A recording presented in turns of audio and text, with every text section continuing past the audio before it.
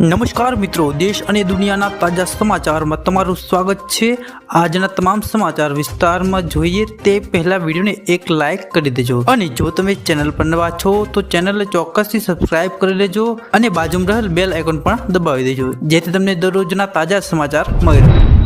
સમાચાર પીએમ કિસાન સન્માન નિધિના ખેડૂતોના ખાતામાં આ દિવસે આવશે પૈસા। પ્રધાનમંત્રી કિસાન સન્માન નિધિના 17મા હપ્તાની રિલીઝની તારીખ જાહેર કરવામાં આવી છે।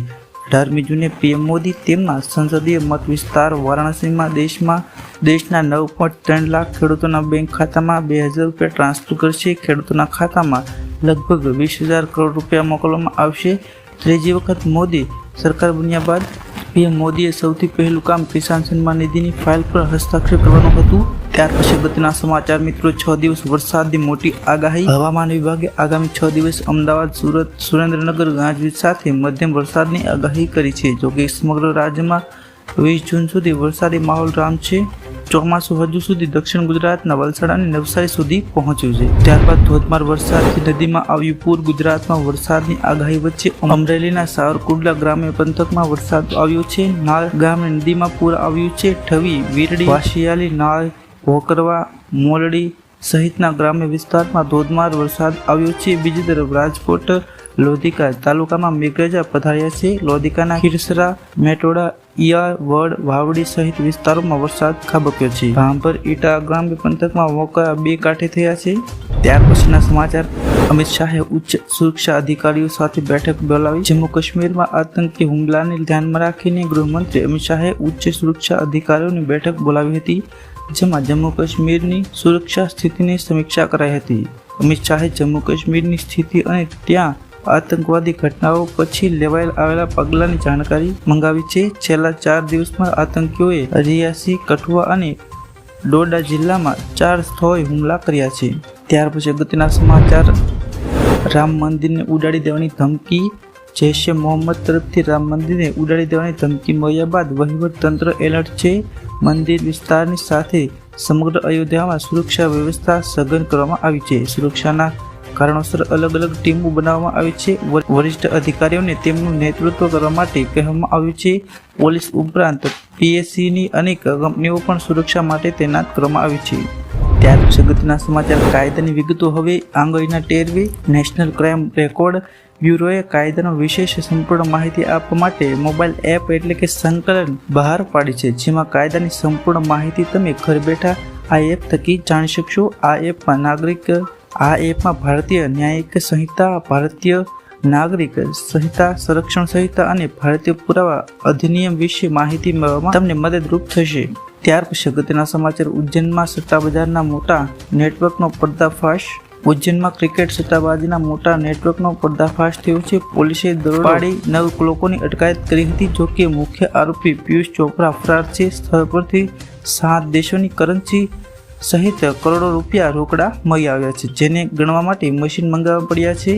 દરોડા દરમિયાન લેપટોપ, મોબાઈલ, ટીવી અને અન્ય ઇલેક્ટ્રોનિક ઉપકરણો પણ જપ્ત કરવામાં આવ્યા છે। T20 વર્લ્ડ કપ સટ્ટો રમાતો હોવાની વાત મળી છે। ત્યાર પછી અગત્યના સમાચાર, વોટ્સઅપમાં આવ્યું જોરદાર ફીચર। વોટ્સઅપ કોલિંગ ફીચરમાં નવું અપડેટ કરવામાં આવ્યું છે। તમે વોટ્સઅપ ઉપર હોય એક સાથે 32 લોકો સાથે વિડીયો કોલ કરી શકો છો, એટલે કે વોટ્સઅપ પર ઝૂમ અને મીટ જેવું ફીચર લાવી રહ્યું છે। આ સિવાય વોટ્સઅપ પર ઓડિયો ફીચર સાથે સ્ક્રીન શેરિંગની સુવિધા પણ મેળવવામાં આવે છે। તેની મદદથી યુઝર હવે કોલ દરમિયાન સ્ક્રીન અને ઓડિયો શેર કરી શકે છે। પર્સનલ અને પ્રોફેશનલ બંને રીતે આ ફીચર કામના છે। ત્યાર પછી આરબીઆઈનો મોટો નિર્ણય, બેંક પર દંડ ફટકાર્યો। RBI central bank of India પર 1.45 કરોડ રૂપિયાનો દંડ ફટકાર્યો છે। બેંક પર લોન આપવા સંબંધિત આરબીઆઈના કેટલાક નિયમ અને ગ્રાહકોના હિતમાં સુરક્ષા સાથે સંબંધિત નિયમોનું ઉલ્લંઘન કરવામાં આરોપ છે।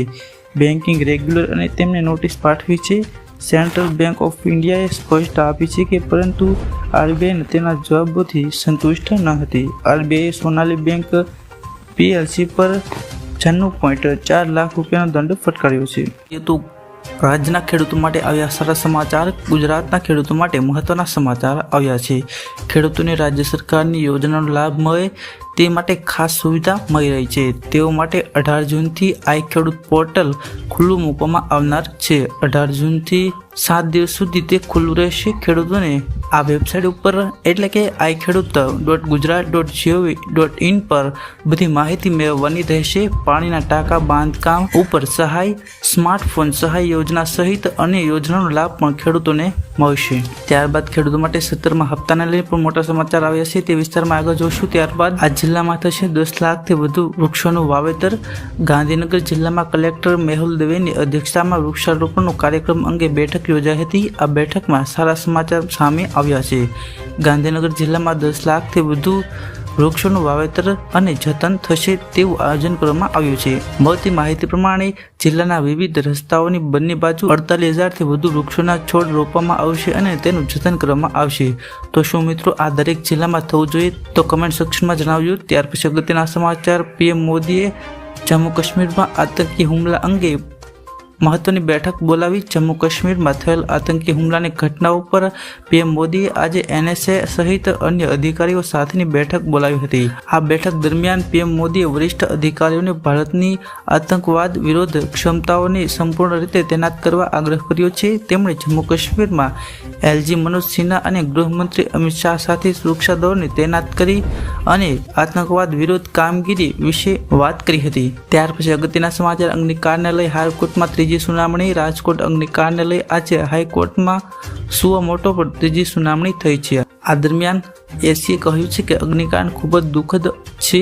ફાયર સેફ્ટી સર્ટિફિકેટ મેળવ્યા બાદ તેને સમયાંતરે રિન્યૂ કરવા રહે છે. રાજકોટ ગેમ ઝોનને કોઈ મંજૂરી ન મળી હતી. નાના કર્મચારીઓને સસ્પેન્ડ કરાયા છે. રાજકોટના ઉચ્ચ અધિકારીઓ સામે ચિસ્ત સંબંધી તપાસ થવી જોઈએ. 15 દિવસમાં તપાસ કરી રિપોર્ટ આપવા કોર્ટે જણાવ્યું છે. ત્યાર પછી અગત્યના સમાચાર. સ્માર્ટ મીટરમાં અધધ બિલ. હજુ પણ વડોદરામાં સ્માર્ટ મીટરના બિલને લઈ ભૂકા બોલાવ્યા. વડોદરાના નિઝામપુર વિસ્તારમાં આવેલ અવનીશ એપાર્ટમેન્ટ રહીશોને અધધ કહી તેટલું લાઇટ બિલ આવ્યું છે. કોઈને 54,000, કોઈને 37,000 તો કોઈને 26,000 રૂપિયા બિલ ભરવાનું બાકી બતાવે છે. આટલા મોટા લાઇટ બિલ જોઈને પરિવારોની હાલત ખરાબ થઈ ગઈ છે. આ ઉપરાંત લોકોનું કહેવું છે કે ગઈકાલથી રિચાર્જ માટેની એપ પણ બંધ થઈ ગઈ.